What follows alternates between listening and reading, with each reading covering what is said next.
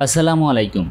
ইসলামে অনেক শক্তিশালী জাতি ও ব্যক্তিদের বিস্তৃত কাহিনী রয়েছে, যারা শক্তি ও ক্ষমতার উচ্চতায় উঠেছিল কিন্তু শেষ পর্যন্ত ধ্বংসের মধ্যে পতিত হয়েছে। মানুষের যখন পৃথিবীতে অথবা নিজের শরীরের উপর ক্ষমতা বা শক্তি আসে, তা কেবল আল্লাহর পক্ষ থেকে দেয়া হয় এবং আল্লাহ তা যতক্ষণ ইচ্ছা করেন ততক্ষণই থাকে। একমাত্র আল্লাহই সর্বশক্তিমান ও সর্বাপেক্ষা পরাক্রমশালী। তিনি সর্বদা ছিলেন এবং সর্বদা থাকবেন।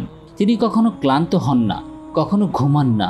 তার কোনো খাবার বা পানীয়ের প্রয়োজন নেই, তার কোনো ত্রুটি নেই। তিনি সর্বোচ্চ এবং সর্বশক্তিমান। পবিত্র কুরআনে আল্লাহ তাআলা আমাদের পূর্ববর্তী অনেক শক্তিশালী জাতির পরিণতির কথা উল্লেখ করেছেন। এই জাতিগুলো অহংকারী হয়েছিল, অন্যায় ও কুহুরি করেছিল। কুরআনের অনেক জায়গায় আল্লাহ তাআলা বর্ণনা করেছেন কিভাবে এসব পরাক্রমশালী জাতিকে চূর্ণ বিচূর্ণ করা হয়েছিল এবং কিভাবে তারা সমগ্র মানবজাতির জন্য শিক্ষা হিসেবে রেখে দেওয়া হয়েছিল। কেন? কারণ তারা আল্লাহর নবীদের অমান্য করেছিল এবং একমাত্র আল্লাহর ইবাদত করতে অস্বীকার করেছিল। এমনই এক জাতি ছিল তামুদের জাতি। আজ আমরা আপনাদের কাছে তাদের কাহিনী বলবো। প্রিয় দর্শকবৃন্দ, আমরা তামুদের কাহিনী ইসলামী ও ঐতিহাসিক বিভিন্ন সূত্র থেকে উপস্থাপন করব।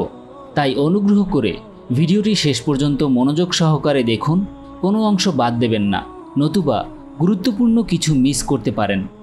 তামুদ ছিল একটি প্রাচীন আরব জাতি।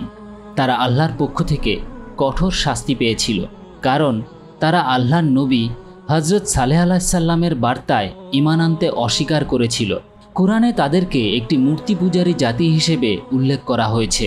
তাদের অন্যতম বৈশিষ্ট্য ছিল পাহাড় ও শক্ত পাথরের ভেতরে ঘরবাড়ি খোদাই করে তৈরি করা। আল্লাহ তাআলা তাদের দিশা দেখানোর জন্য হযরত সালেহ আলাইহিস সালামকে প্রেরণ করেছিলেন।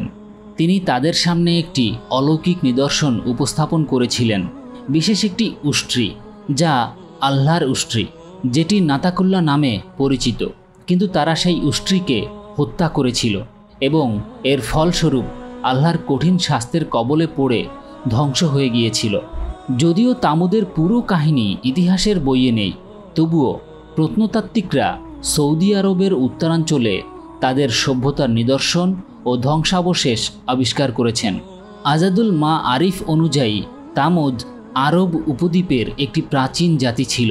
তারা ঈসা আলাইহিস সালামের প্রায় 1000 বছর পূর্ব থেকে বিদ্যমান ছিল এবং প্রায় হযরত মুহাম্মদ সাল্লাল্লাহু আলাইহি সাল্লামের যুগের কাছাকাছি সময় পর্যন্ত টিকে ছিল। তাদের গোত্রের প্রতিষ্ঠাতা ছিলেন একজন মানুষ, যার নাম ছিল তামুদ। একটি বিখ্যাত বংশতালিকায় উল্লেখ আছে, তামুদ ইবনে জাসির ইবনে ইব্রাম ইবনে শাম। যেমন করে আদ জাতি আরবের দক্ষিণ ও পূর্বাঞ্চলে শাসন করেছিল, তেমনি তামুদ জাতি শাসন করেছিল পশ্চিম ও উত্তরাঞ্চল। তাদের রাজধানী শহরের নাম ছিল হিজা, যা হিজাজ থেকে শাম মানে বর্তমান সিরিয়া পর্যন্ত প্রাচীন বাণিজ্য পথে অবস্থিত ছিল। বর্তমানে এই স্থানকে মাদাইন সালি নামে ডাকা হয় এবং একটি আরব উপদ্বীপের উত্তরাঞ্চলে অবস্থিত। তামুদ জাতি ছিল অত্যন্ত শক্তিশালী ও উন্নত সভ্যতা সম্পন্ন এক জাতি। ঠিক যেমন আদ জাতি ছিল স্থাপত্যকলা ও নির্মাণ কাজে দক্ষ, তেমনি তামুদ জাতির বৈশিষ্ট্য ছিল পাহাড় খোদাই করে ঘর তৈরি করা, পাথরের স্থাপনা নির্মাণ করা এবং শিলার মধ্যে কারখানা খোদাই করা। তাদের এই চমকপ্রদ স্থাপনাগুলো আজও ধ্বংসাবশেষ হিসেবে টিকে আছে। আরব ও ইসলামী ঐতিহাসিক সূত্রে উল্লেখ আছে যে তামুদ ছিল আরবের প্রাচীনতম গোত্রগুলোর একটি, যা প্রাচীনকালে সম্পূর্ণ ধ্বংসপ্রাপ্ত হয়েছিল। কুরআনে তামুদের নাম 23 বার উল্লেখ করা হয়েছে। সবগুলো ক্ষেত্রেই একটি নৈতিক সতর্কবাণী ও শিক্ষা হিসেবে, যেখানে বলা হয়েছে কিভাবে পাপাচারে লিপ্ত জাতিগুলো আল্লাহর হুকুমে ধ্বংসপ্রাপ্ত হয়েছিল। কুরআনের বর্ণনা অনুযায়ী তামুদ জাতি পূর্ববর্তী আদ জাতির উত্তরসূরি ছিল, যারা নিজেদের গুনাহের কারণে ধ্বংসপ্রাপ্ত হয়েছিল। তামুদ জাতি পৃথিবীর কঠিন শিলা ও পাহাড় খোদাই করে ঘরবাড়ি বানিয়ে বসবাস করত। মূর্তি পূজায় লিপ্ত এই জাতিকে সতর্ক করার জন্য আল্লাহ তাদের কাছে প্রেরণ করেছিলেন তার রাসূল হযরত সালেহ আলাইহিস সালামকে। তিনি তাদের একমাত্র আল্লাহর ইবাদত করার দাওয়াত দেন, কিন্তু তারা জবাব দেয় যে সালেহ আলাইহিস সালাম তো তাদের মতোই একজন সাধারণ মানুষ। এরপর তারা আল্লাহর নিকট থেকে একটি অলৌকিক নিদর্শন দাবি করে। তখন আল্লাহ তাদের জন্য পাঠান একটি বিশেষ উষ্ট্রিকে। আল্লাহর উষ্ট্রি মানে নাকাতুল্লাহ একটি স্পষ্ট নিদর্শন হিসেবে।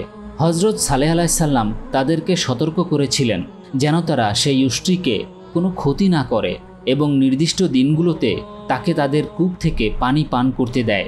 কিন্তু তারা অবাধ্য হয়ে উষ্ট্রিটির পা কেটে দেয়, যা তাকে গুরুতরভাবে আঘাত করে। ফলস্বরূপ আল্লাহর কঠোর শাস্তি তাদের উপর নেমে আসে। কেবল হজরত সালেহ আলাইসাল্লাম ও কয়েকজন মুমিন আল্লাহর রহমতে রক্ষা পান। মুমিনরা এই ধ্বংস থেকে রক্ষা পেয়েছিল। শাস্তির মধ্যে ছিল ভয়ঙ্কর এক শব্দ, প্রবল বজ্রধ্বনি এবং ভয়াবহ ভূমিকম্প। আলেমরা ব্যাখ্যা করেছেন যে সেই চিৎকার এতটাই জোরে ও ভয়ঙ্কর ছিল যে তা ভূমিকম্পের সূচনা ঘটাতে পারে, যা শেষ পর্যন্ত তাদের ধ্বংস করে দিয়েছিল। সূরা আনামে উল্লেখ আছে যে তামুদ জাতির 9 জন দুষ্ট নেতা মূলত তাদের মানুষের গুনাহের পথে পরিচালিত করেছিল এবং শেষ পর্যন্ত আল্লাহর শাস্তির দিকে ঠেলে দিয়েছিল। আল্লাহ বলেন যে তিনি তামুদ জাতির কাছে হজরত সালেহ আলাইসাল্লামকে প্রেরণ করেছিলেন। তিনি বলেছিলেন, হে আমার জাতি, তোমরা আল্লাহর ইবাদত করো, তিনি ছাড়া তোমাদের আর কোনো উপাস্য নেই। তিনিই তোমাদেরকে মাটি থেকে সৃষ্টি করেছেন এবং তাতেই তোমাদের স্থায়ী করেছেন। সুতরাং তার কাছে ক্ষমা প্রার্থনা করো এবং তার দিকে তওবা করো। নিশ্চয়ই আমার প্রভু নিকটবর্তী এবং দয়া কবুলকারী। কিন্তু তারা উত্তর দিল, হে সালে, আমরা তো তোমার সম্পর্কে বড় আশা করতাম। তুমি কি আমাদেরকে নিষেধ করছো আমাদের পূর্বপুরুষরা যাদের ইবাদত করত তাদের ইবাদত করা থেকে? তুমি যে দাওয়াত দিচ্ছ তা আমাদের অন্তরে বড় সন্দেহজনক। তখন হজরত সালেহ আলাইসাল্লাম বললেন, হে আমার জাতি, যদি আমার নিকট আমার প্রভুর পক্ষ থেকে সুস্পষ্ট প্রমাণ থাকে এবং তিনি আমাকে তার রহমতে ধন্য করেছেন, তবে যদি আমি তার অবাধ্য হই তাহলে আমাকে কে রক্ষা করবে? তোমরা শুধু আমার ক্ষতি বাড়িয়ে দেবে। হে আমার জাতি, এই উষ্ট্রি আল্লাহর পক্ষ থেকে তোমাদের জন্য নিদর্শন। সুতরাং তাকে আল্লাহর জমিনে অবাধে চারণভূমিতে ঘাস খেতে দাও এবং তাকে কোনো ক্ষতি করো না, নতুবা নিকটবর্তী ও কঠিন শাস্তি তোমাদের উপর আপতিত হবে। কিন্তু তারা উষ্ট্রিটিকে হত্যা করল। তখন হজরত সালেহ আলাইসাল্লাম তাদের বললেন, তোমরা আরও 3 দিন তোমাদের জীবনে আনন্দ ভোগ করো, এই প্রতিশ্রুতি মিথ্যা হবে না। এবং যখন শাস্তির সময় এসে গেল, আল্লাহ হজরত সালেহ আলাইসাল্লাম এবং মুমিনদেরকে রক্ষা করলেন। আল্লাহ হজরত সালেহ আলাইসাল্লাম এবং ইমানদার মানুষদের সেই দিনের লজ্জা ও ধ্বংস থেকে রক্ষা করেছিলেন। এরপর এক ভয়ঙ্কর শব্দধ্বনি অত্যাচারীদের আঘাত করল। তারা তাদের ঘরে নিথর হয়ে পড়ল, যেন তারা কখনো সেখানে বাস করেনি এবং সমৃদ্ধ হয়নি। নিশ্চয়ই তামুদ জাতি তাদের প্রভুকে অস্বীকার করেছিল। সুতরাং ধ্বংস হোক তামুদ জাতি। ইসলামী তাফসির ও বর্ণনা মতে কুরআনে এই কাহিনীর বিস্তারিত ব্যাখ্যা পাওয়া যায়। সেখানে উল্লেখ আছে যে তামুদ জাতি ছিল এক শক্তিশালী ও মূর্তি পূজারী জাতি, যারা হিজর নামক স্থানে বাস করত। বর্তমানে এটি আরব উপদ্বীপের উত্তর পশ্চিমাঞ্চলে অবস্থিত মাদাইন সালে নামে পরিচিত। যখন হজরত সালেহ আলাইসাল্লাম আল্লাহর একাত্মবাদ বা তাওহীদের দাওয়াত দিতে শুরু করেন, তখন তামুদ জাতি তার নিকট একটি অলৌকিক নিদর্শন দাবি করল।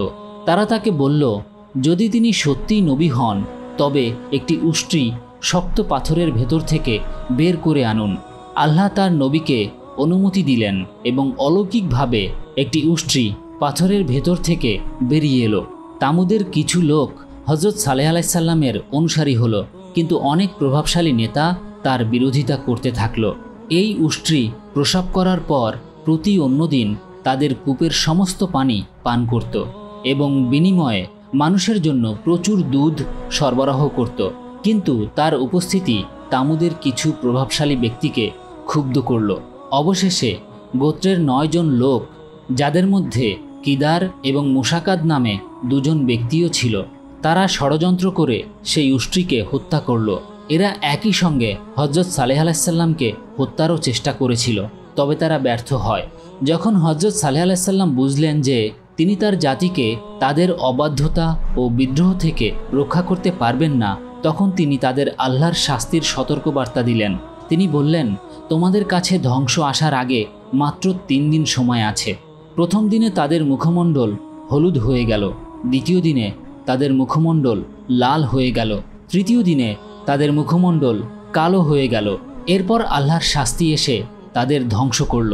মুসলিম বিশ্বাস অনুযায়ী তামুদ জাতির এই ধ্বংস হজরত ইব্রাহিম আলাইসাল্লামের নবুয়াতের আগেই সংঘটিত হয়েছিল।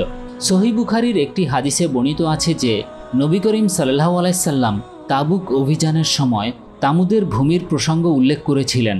তিনি তার সাহাবাদের সতর্ক করেছিলেন যেন তারা তাদের কূপ থেকে পানি পান না করে এবং তাদের ধ্বংসাবশেষে প্রবেশ না করে, যদি না তারা কাঁদতে থাকে এই ভয়ে যে তারাও হয়তো একই শাস্তির কবলে পড়তে পারে। হিজরের পাথরের স্থাপনাগুলোকে সাধারণত নাবাতিয়ান যুগের বলে মনে করা হয়, বিশেষ করে খ্রিস্টীয় প্রথম শতাব্দীর কাছাকাছি সময়ের। নবম শতাব্দীর ইসলামী ইতিহাসবিদ ইবনে জিয়াদ দাবি করেছিলেন যে তামুদের মানুষ আসলে নাবাতিয়ান ছিল। একটি প্রাচীন কাব্যিক ঐতিহ্যে উল্লেখ আছে যে উষ্ট্রি হত্যাকারী বজ্রপাতের আঘাতে নিহত হয়েছিল এবং উষ্ট্রিটির বাচ্চা একটি পাথরের ওপর দাঁড়িয়ে তামুদ জাতিকে অভিশাপ দিয়েছিল, যার পর পুরো জাতি ধ্বংস হয়ে যায়। বলা হয় কেবলমাত্র এক খোঁড়া নারী বেঁচে গিয়েছিল, যিনি তাদের শাস্তির বার্তা পৌঁছে দেন। তবে এই কবিতা প্রকৃতপক্ষে ইসলামের পূর্বেকার নাকি পরবর্তী রচনা তা নিয়ে বিতর্ক রয়েছে। শিয়া আলেমদের মতে আরবি ভাষায় তামুদ শব্দের অর্থ হল অল্প পানি, যদিও কিছু আলেম বিশ্বাস করেন যে এই শব্দটি আরবি ভাষার নয়। এটি নিয়ে বিতর্ক আছে যে তামুদ ছিল একটি গোত্রের নাম নাকি তাদের নেতার নাম। কুরআনে এই নামটি ২৬ বার উল্লেখ করা হয়েছে। কিছু মুফাসসির মনে করেন সূরা আল হিজরের আয়াত নম্বর ৮০-তে যাদের উল্লেখ আছে তারা তামুদ জাতি, কারণ হিজরই ছিল তাদের বসবাসের ভূমি। কুরআনে তাদেরকে এমন এক জাতি হিসেবে বর্ণনা করা হয়েছে যারা পাথর কেটে ঘর তৈরি করত এবং মরুভূমিতে স্থাপনা নির্মাণ করত। এছাড়াও সেখানে তাদের উর্বর জমির কথাও উল্লেখ আছে, যেখানে তারা পাথরের ঘর বাড়ি তৈরি করেছিল। যদিও কুরআনে তামুদের নির্দিষ্ট সময়কাল উল্লেখ নেই, তবে আদ জাতির পর তাদের কথা বলা হয়েছে, যা একটি সম্ভাব্য ঐতিহাসিক ধারাবাহিকতার ইঙ্গিত দেয়। অনেকেই মনে করেন কুরআনে এই ধারাবাহিকতা বাস্তব ইতিহাসকে প্রতিফলিত করে। ইতিহাসবিদ আজার নওচ উল্লেখ করেছেন যে তামুদের প্রসঙ্গ বিভিন্ন প্রাচীন গ্রন্থে পাওয়া যায়, যা খ্রিস্টপূর্ব ৮ম শতাব্দী থেকে খ্রিস্টীয় ২য় শতাব্দী পর্যন্ত বিস্তৃত। তবে ইসলামী ঐতিহ্য অনুযায়ী নবী সালেহ আলাইসাল্লামকে ইব্রাহিম আলাইসাল্লামের পূর্বেকার নবী হিসেবে বিশ্বাস করা হয়। এছাড়াও বলা হয় যে আদ জাতি ও তামুদ জাতির মধ্যে ৫০০ বছরের ব্যবধান ছিল। কিছু সূত্রে উল্লেখ আছে যে তামুদ জাতি ছিলেন নূহ আলাইসাল্লামের পুত্র শামের বংশধর। বিশ্বাস করা হয় যে তারা ওয়াদি আল উরা নামক স্থানে শিরক নদীর তীরে হিজর নামক অঞ্চলে বসবাস করত, যা হিজাজ ও বৃহত্তর শাম মানে বর্তমানে যে সিরিয়া এর মাঝের পথের উপর অবস্থিত ছিল। একটি হাদিস অনুযায়ী যখন ইসলামী সেনাবাহিনী মদিনা থেকে তাবুকের পথে হিজরের অঞ্চল অতিক্রম করছিল, তখন নবী করিম সাল্লাল্লাহু আলাইহি সাল্লাম তার সাহাবাদের নির্দেশ দিয়েছিলেন দ্রুত সেই এলাকা পার হতে, এই ভয়ে যে তারা যেন তামুদের শাস্তির মতো শাস্তির কবলে না পড়ে। ইতিহাসবিদ জাওয়াদ আলী বিশ্বাস করেন যে বর্তমান হিজাজ অঞ্চল এবং উত্তর জর্ডানের কিছু অংশ তামুদ জাতির আবাসস্থল ছিল। কুরআনে তামুদের প্রাথমিক জীবন বা জীবনধারা বিস্তারিতভাবে বর্ণনা করা হয়নি, তবে আয়াতগুলো থেকে স্পষ্ট যে তারা মূর্তি পূজক ছিল এবং আল্লাহ তাদের হিদায়েতের জন্য এক নবী প্রেরণ করেছিলেন। ইমাম আল বাকির রহমাতুল্লাহ আলাইহের এক বর্ণনা অনুযায়ী তামুদ জাতি ৭০টি মূর্তির উপাসনা করত। অন্য একটি হাদিসে ইমাম সাদিক রহমাতুল্লাহ আলাইহে বলেছেন যে তারা একটি বিশাল পাথরকে উপাস্য মানত এবং প্রতি বছর সেটির চারপাশে জড়ো হয়ে কুরবানি দিত। তামুদ জাতির নামে খ্রিস্টপূর্ব ২৬৭ সালের একটি শিলালিপি পাওয়া গেছে, তবে তাতে খ্রিস্টীয় ৪৭৬ সালের তারিখ লিপিবদ্ধ আছে। সেখানে ঈসা আলাইসাল্লামের একটি চিত্র রয়েছে, যা ইঙ্গিত করে যে কোনো এক সময় তারা হয়তো খ্রিস্টধর্ম গ্রহণ করেছিল। তামুদ জাতি হজরত সালেহ আলাইসাল্লামের নিকট তার নবুয়াত প্রমাণের জন্য একটি অলৌকিক নিদর্শন দাবি করেছিল। বর্ণনা মতে তারা বিশেষভাবে চেয়েছিল যে একটি উষ্ট্রি পাহাড়ের ভেতর থেকে বের হয়ে আসুক। আল্লাহ তাদের অনুরোধ কবুল করলেন এবং একটি উষ্ট্রি পাথর থেকে বেরিয়ে এলো। হজরত সালেহ আলাইসাল্লাম তাদের সতর্ক করেছিলেন যে তারা যেন উষ্ট্রিটির কোনো ক্ষতি না করে, কিন্তু তারা সতর্কতা অমান্য করে তারা উষ্ট্রিটিকে হত্যা করেছিল। ইসলামী সাহিত্য অনুযায়ী এই অলৌকিক উষ্ট্রিটি নাকাতুল্লাহ মানে আল্লাহর উষ্ট্রি নামে পরিচিত। কিছু শিয়া আলেম বিশ্বাস করেন যে এই ঘটনা এবং রাসূলুল্লাহ সাল্লাল্লাহু আলাইহি সাল্লামের এই বিষয়ে উল্লেখ সকল যুগের মানুষের জন্য গভীর আধ্যাত্মিক ও নৈতিক বার্তা বহন করে। একটি বর্ণনা এসেছে যে যিনি হজরত সালেহ আলাইহিস সালামের উটনীকে আঘাত করেছিল তার নাম ছিল আশওয়াল এবং তার সাথে সাদৃশ্য টানা হয়েছিল ইমাম আলী রাদিয়াল্লাহু তাআলা আনহুর হত্যাকারীর সঙ্গে। কুরআনে উল্লেখ আছে যে তামুদ জাতির মধ্যে 9টি দল ছিল যারা হজরত সালেহ আলাইহিস সাল্লাম এবং তার পরিবারকে হত্যার শপথ করেছিল। তবে কিছু বর্ণনা অনুযায়ী তারা 9টি দল ছিল না, বরং 9 জন ব্যক্তি ছিল যারা একটি গুহায় লুকিয়েছিল এবং পরে তারা সেই গুহার ভেতরেই ধ্বংস হয়ে গিয়েছিল। হজরত সালেহ আলাইহিস সাল্লামের দাওয়াতের জবাবে তামুদ জাতি 2 বা 3টি দলে বিভক্ত হয়ে যায়। তাদের অধিকাংশই তার বার্তাকে প্রত্যাখ্যান করে, কিন্তু অল্প কয়েকজন তার দাওয়াত গ্রহণ করে এবং ঈমান আনে। তামুদ জাতি উটনীকে হত্যা করার পর হজরত সালেহ আলাইহিস সাল্লাম তাদের সতর্ক করে দেন যে 3 দিন পর তারা শাস্তির সম্মুখীন হবে। কিছু বর্ণনা অনুযায়ী প্রথম দিনে তাদের মুখমণ্ডল হলুদ হয়ে যায়, দ্বিতীয় দিনে লাল এবং তৃতীয় দিনে কালো। এরপর আল্লাহর শাস্তি নাজিল হয় এবং তারা সবাই ধ্বংস হয়ে যায়। কুরআনে তামুদ জাতির শাস্তিকে বিভিন্ন শব্দে বর্ণনা করা হয়েছে। সাইহা মানে ভয়ঙ্কর বজ্রধ্বনি, সাইকা মানে একটি প্রচণ্ড শব্দ এবং রাজফা মানে ভূমিকম্প। কিছু আলেম মনে করেন যে এগুলো তাদের শাস্তির বিভিন্ন ধাপের ইঙ্গিত বহন করে। বলা হয় তামুদ জাতির যারা আল্লাহর শাস্তি থেকে রক্ষা পেয়েছিল তারা মক্কা অথবা ফিলিস্তিনের রামলা শহরে হিজরত করেছিল। ফিলিস্তিনের কিছু অধিবাসী এমনকি এমন জায়গার কথাও উল্লেখ করেন যা তারা হজরত সালেহ আলাইহিস সাল্লামের সাথে সম্পর্কিত বলে দাবি করেন। অনেকে বলেন তামুদ জাতির অবশিষ্টাংশ সেখানে গিয়ে বসতি স্থাপন করেছিল। আবুল ফারাজ আল ইসফাহানি তামুদ জাতিকে সাকি গোত্রের সাথে যুক্ত করেছেন, কিন্তু বিখ্যাত ইতিহাসবিদ ইবনে খালদুন এ বিষয়ে সন্দেহ প্রকাশ করেছেন। অন্য কিছু বর্ণনায় এসেছে যে বানু হিলাল গোত্র ছিল তামুদ জাতির বংশধর। বর্তমান সৌদি আরবের আশির পর্বতমালা এবং অন্যান্য অঞ্চলে শিলালিপি আবিষ্কৃত হয়েছে, যা অনেকের মতে তামুদ জাতির অবশিষ্ট নিদর্শন। তাদের বিখ্যাত মূর্তিগুলোর মধ্যে রাজু বা রাজি এবং সালাম নামগুলো আবিষ্কৃত হয়েছে। ধারণা করা হয় তাওরাতে তামুদ জাতির কোনো উল্লেখ নেই। এই কারণে কিছু প্রাচীন প্রত্নতত্ত্ববিদ তামুদ জাতির অস্তিত্ব নিয়ে সন্দেহ করেছিলেন, কিন্তু 19বিংশ শতকে প্রত্নতাত্ত্বিক আবিষ্কারের পর পণ্ডিতরা নিশ্চিত হন যে তামুদ জাতি সত্যিই বিদ্যমান ছিল। ডক্টর মোহাম্মদ নাজিব আসলি লিখেছেন যে প্রায় 5000 বছর আগে আরবের বিখ্যাত গোত্র তামুদ হিজ অঞ্চলে বসবাস করত। এই গোত্র ছিল আদ জাতির বংশধর, যারা হজরত হুদ আলাইহিস সাল্লামের কওমের ধ্বংসের পর বেঁচে গিয়েছিল। সেই বিশ্বাসী অবশিষ্টদের মাধ্যমেই তামুদ গোত্রের উদ্ভব হয়।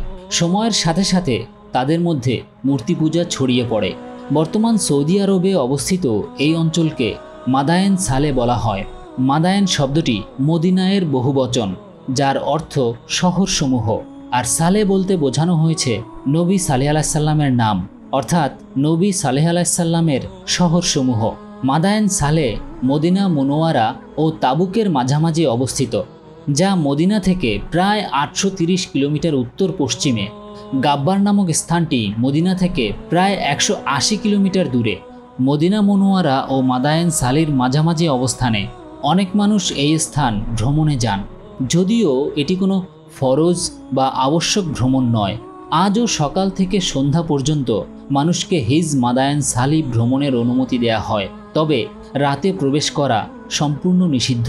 বিশ্ববিখ্যাত সাংস্কৃতিক ও শিক্ষা সংস্থা ইউনেস্কো মাদায়েন সালিকে ঐতিহাসিক গুরুত্বসম্পন্ন স্থান হিসেবে স্বীকৃতি দিয়েছে। মাদায়েন সালি থেকে প্রায় 22 কিলোমিটার আগে একটি সুন্দর শহর আল উলা অবস্থিত, যা লেবু, কমলা, আঙুর, আম, গম ও যব উৎপাদনের জন্য বিখ্যাত। কিন্তু এর মাত্র 22 কিলোমিটার দূরেই মাদায়েন সালিতে 5000 বছর পরও জীবনের কোনো চিহ্ন নেই, এমনকি পানীয় জলও নেই। এর কারণ হলো আল্লাহর ভয়াবহ শাস্তি এই অবাধ্য জাতির উপর নাজিল হয়েছিল। আর যারা মাদায়েন সালিব ভ্রমণে যান তারা সাধারণত আল উলা শহর থেকে পানি ও জুস সঙ্গে নিয়ে যান। অতীতে হিজাজের বাণিজ্য কাফেলাগুলো এই পথ দিয়ে শাম মানে লেভান্ট অঞ্চলের দিকে যাতায়াত করত। ওসমানীয় শাসনামলে মাদায়েন সালিতে একটি রেলওয়ে স্টেশন নির্মিত হয়। 1907 সালে এটি প্রতিষ্ঠিত হয়, যা মদিনা মুনওয়ারার পর দ্বিতীয় বৃহত্তম স্টেশন হিসেবে পরিচিত ছিল। তখন ট্রেনগুলো মদিনা থেকে দামেস্ক পর্যন্ত চলত, কবর ও মাদায়েন সালি হয়ে। কিন্তু ওসমানীয় সাম্রাজ্যের পতনের পর এই ঐতিহাসিক ট্রেন সেবা বন্ধ হয়ে যায়। তাবুক অভিযানের সময় রাসূলুল্লাহ সাল্লাল্লাহু আলাইহি সাল্লাম যখন এই এলাকার পাশ দিয়ে যাচ্ছিলেন, তিনি সাহাবাদেরকে প্রাচীন ধ্বংসপ্রাপ্ত জাতির নিদর্শন দেখান এবং শিক্ষা দেন যে এটাই সেই ভূমি যেখানে আল্লাহর শাস্তি নাজিল হয়েছিল। তাই তিনি বললেন, এই ভূমি দ্রুত অতিক্রম করো। এটি ভ্রমণ বা দর্শনীয় স্থান নয়, এটি কান্না ও আত্মসমালোচনার স্থান। হজরত সালেহ আলাইহিস সাল্লাম ছিলেন তামুদ জাতির প্রতি প্রেরিত নবী। তিনি ছিলেন হজরত নূহ আলাইহিস সাল্লামের পুত্র শামের বংশধর। তিনি হজরত ইব্রাহিম আলাইহিস সাল্লামের অনেক আগে প্রেরিত হয়েছিলেন। তামুদ জাতি ছিল শক্তিশালী এবং পাহাড় কেটে ঘরবাড়ি নির্মাণে দক্ষ, কিন্তু তারা মূর্তি পূজা করত। হজরত সালেহ আলাইহিস সাল্লাম সর্বোচ্চ চেষ্টা করেছিলেন তাদের সত্য বোঝাতে যে তারা যেন কেবল আল্লাহরই ইবাদত করে, যিনি সমগ্র জগতের স্রষ্টা। কিন্তু তারা তার দাওয়াত প্রত্যাখ্যান করে। একদিন তারা চ্যালেঞ্জ করে বলল, তুমি যদি আমাদের চোখের সামনে এই পাহাড় থেকে একটি উষ্ট্রি বের করতে পারো তবে আমরা ঈমান আনব। তখন হজরত সালেহ আলাইহিস সাল্লাম আল্লাহর কাছে দোয়া করেন, আর আল্লাহর হুকুমে পাহাড় থেকে একটি অলৌকিক উষ্ট্রি বেরিয়ে আসে। যে পাহাড় থেকে উষ্ট্রি বের হয়েছিল তাকে বলা হয় ফিজ্জেল নাকা। তবুও অধিকাংশ মানুষ ঈমান আনেনি, তবে তারা নিজেদের চোখে এই মুজিজা দেখেছিল বলে উটনিটির প্রতি কিছুটা হলেও শ্রদ্ধা পোষণ করত। এরপর হজরত সালেহ আলাইহিস সাল্লাম পানি বন্টনের জন্য একটি নিয়ম নির্ধারণ করেন। একদিন উটনিটি কূপ থেকে পানি পান করত, আরেক দিন কূপের পানি ব্যবহার করত তামুদ জাতির মানুষ। অর্থাৎ একদিন উষ্ট্রি পানি পান করত আর পরের দিন মানুষ পানি পান করত। কিন্তু ধীরে ধীরে তারা উষ্ট্রিটির ক্ষতি করতে শুরু করল। হজরত সালেহ আলাইহিস সাল্লাম তাদের এ কাজ থেকে নিষেধ করেছিলেন। তবুও একদিন তামুদ জাতির কিছু দুষ্টু লোক উষ্ট্রিটিকে হত্যা করে। হজরত সালেহ আলাইহিস সাল্লাম বুঝলেন এখন আল্লাহর শাস্তি নিকটে। তাই তিনি ঘোষণা দিলেন যে 3 দিনের মধ্যে আল্লাহর শাস্তি নাজিল হবে। কিন্তু এই সুস্পষ্ট সতর্কবার্তার পরও তামুদ জাতির একঘেয়ে লোকেরা তওবা করল না, বরং তারা হজরত সালেহ আলাইহিস সাল্লামকে হত্যা করার ষড়যন্ত্র করল। কিন্তু সূরা আন-নামলে আল্লাহ বলেছেন তাদের এই কুমন্ত্রণা ব্যর্থ হয়ে যায়। অবশেষে 3 দিন পর এক প্রচণ্ড ভূমিকম্প তাদের আঘাত করে এবং আকাশ থেকে ভয়ঙ্কর এক আওয়াজ তাদের ধ্বংস করে দেয়। এভাবে তামুদ জাতি তাদের সব শক্তি ও ক্ষমতা থাকা সত্ত্বেও চিরতরে নিশ্চিহ্ন হয়ে যায়। তাদের ধ্বংসপ্রাপ্ত নগরী কিয়ামত পর্যন্ত সমগ্র মানব জাতির জন্য শিক্ষা হিসেবে রয়ে গেছে। আল্লাহ তাআলা কুরআনে এই জাতির কথা বহুবার উল্লেখ করেছেন। হজরত সালেহ আলাইহিস সাল্লামের নাম কুরআনে 9টি স্থানে এসেছে। তার ও তার জাতির বিস্তারিত ঘটনা বর্ণিত হয়েছে সূরা আল আরাফ, সূরা হুদ ও সূরা আন-নামলে। সংক্ষেপে উল্লেখ আছে সূরা আল হিজর, সূরা ফুসিলাত, সূরা আল ধারিয়াত, সূরা আন-নাজম, সূরা আল হাক্কা এবং সূরা আশ-শুআরাতে। এই সূরাগুলোর কয়েকটি আয়াত এখানে তুলে ধরছি। হজরত সালেহ আলাইহিস সাল্লাম তার জাতিকে বলেছিলেন, হে আমার জাতি, তোমরা আল্লাহর ইবাদত করো, তিনি ছাড়া তোমাদের কোনো উপাস্য নেই। তোমাদের প্রতিপালকের পক্ষ থেকে সুস্পষ্ট প্রমাণ তোমাদের কাছে এসেছে। এ হলো আল্লাহর উষ্ট্রি, যা তোমাদের জন্য নিদর্শন। তাকে আল্লাহর জমিনে স্বাধীনভাবে চলাফেরা করতে দাও এবং তার কোনো ক্ষতি করো না, নতুবা তোমাদেরকে বেদনাদায়ক শাস্তি পাকড়াও করবে। স্মরণ করো কিভাবে আল্লাহ তোমাদেরকে আদ জাতির পরে উত্তরাধিকারী বানিয়েছেন এবং তোমাদেরকে পৃথিবীতে স্থাপন করেছেন। তোমরা সমভূমিতে প্রাসাদ নির্মাণ করো এবং পাহাড় কেটে ঘরবাড়ি তৈরি করো। সুতরাং আল্লাহর নিদর্শন মনে রাখো এবং পৃথিবীতে দুনিয়ার অশান্তি ছড়িও না। তার জাতির অহংকারী নেতা যারা ঈমান এনেছিল সেই দুর্বলদের কাছে বলল, তোমরা কি সত্যিই মনে করো সালেহ আল্লাহর নিকট থেকে নবী হিসেবে পাঠিত হয়েছে? তারা উত্তর দিল, আমরা নিশ্চয়ই তার সাথে যা পাঠানো হয়েছে তাতে পুরোপুরিভাবে ঈমান এনেছি। অহংকারী মানুষরা বলল, আমরা তোমাদের বিশ্বাসকৃত জিনিস প্রত্যাখ্যান করি। এরপর তারা উষ্ট্রীটিকে হত্যা করে এবং তাদের প্রভুর আজ্ঞা অমান্য করে। তারা বলল, হে সালি, যদি তুমি সত্যিই নবী হও তবে যে শাস্তির হুঁশিয়ারি দিচ্ছ তা আমাদের উপর নিয়ে আসো। ফলে এক শক্তিশালী ভূমিকম্প তাদের আঘাত করে। তারা তাদের ঘরে মুখ থুবড়ে নিথর হয়ে পড়ে। সেই সময় হজরত সালেহ আলাইসাল্লাম তাদের দিকে মুখ ফিরিয়ে বললেন, হে আমার জাতি, আমি তোমাদের কাছে আমার প্রভুর বার্তা পৌঁছে দিয়েছি এবং সৎভাবে উপদেশ দিয়েছি, কিন্তু তোমরা সৎ উপদেশ দেয়াদের পছন্দ করো না। আমরা তোমাদের প্রতি সালেহ আলাইসাল্লামকে প্রেরণ করেছি। তিনি বললেন, হে আমার জাতি, কেবল আল্লাহর ইবাদত করো। তোমাদের তিনি ছাড়া কোনো উপাস্য নেই। তিনি তোমাদেরকে মাটি থেকে সৃষ্টি করেছেন এবং সেখানে স্থাপন করেছেন। তাই তার কাছে ক্ষমা প্রার্থনা করো এবং তওবার মাধ্যমে ফিরে আসো। নিশ্চয়ই আমার প্রভুর কাছে প্রার্থনা করলে প্রার্থনার জবাব দেন। তারা বলল, হে সালি, এর আগে আমরা তো তোমার মধ্যে অনেক আশা রেখেছিলাম। অর্থাৎ নবুয়তের আগে হজরত সালেহ আলাইসাল্লাম তার জাতির মধ্যে উচ্চ মর্যাদা অধিকার করতেন। তারা চালিয়ে বলল, তুমি কি আমাদেরকে সেই সব কিছুর ইবাদত থেকে বিরত রাখছ যা আমাদের পূর্বপুরুষ উপাসনা করত? সত্যি তুমি যা আমাদেরকে অনুসরণ করতে বলছো তা নিয়ে আমরা সন্দিহান। হজরত সালেহ আলাইসাল্লাম বললেন, হে আমার জাতি, কল্পনা করো যদি আমি আমার প্রভুর সুস্পষ্ট দিশা অনুসরণ করছি এবং তিনি নিজ থেকে আমাকে করুণা দিয়েছেন, তবে আমি যদি তার আজ্ঞা অমান্য করি তাহলে কে আমাকে আল্লাহর কাছ থেকে রক্ষা করবে? তোমরা শুধু আমাকে আমার দায়িত্ব পালন করতে বাধা দিচ্ছ এবং এভাবে আমি সব কিছু হারাচ্ছি। তিনি আরও যোগ করলেন, হে আমার জাতি, এটি আল্লাহর উষ্ট্রি যা তোমাদের জন্য একটি নিদর্শন। তাকে স্বাধীনভাবে চলতে দাও এবং কোনো দুষ্টু ইচ্ছা দিয়ে তাকে ক্ষতি করো না, নতুবা একটি দ্রুত শাস্তি তোমাদের আঘাত করবে। কিন্তু তারা উষ্ট্রিটিকে হত্যা করে। তখন হজরত সালেহ আলাইসাল্লাম বললেন, তোমরা তোমাদের ঘরে আরও 3 দিন আনন্দ করো, এরপর শাস্তি নাজির হবে। এটি এমন একটি প্রতিশ্রুতি যা অস্বীকার করা যায় না। যখন আমাদের আজ্ঞা নাজিল হয়, আমরা সালেহ আলাইসাল্লাম এবং তার সাথে ঈমান আনা লোকদের আমাদের বিশেষ করুণা দ্বারা সেই দিনের লজ্জা থেকে রক্ষা করি। নিঃসন্দেহে তোমাদের প্রভু শক্তিশালী এবং প্রভুত্বশালী। এরপর এক ভয়ঙ্কর ধ্বংস প্রকাশ তাদের আঘাত করে এবং তারা তাদের ঘরে মুখ থুবড়ে মৃত অবস্থায় পাওয়া যায়।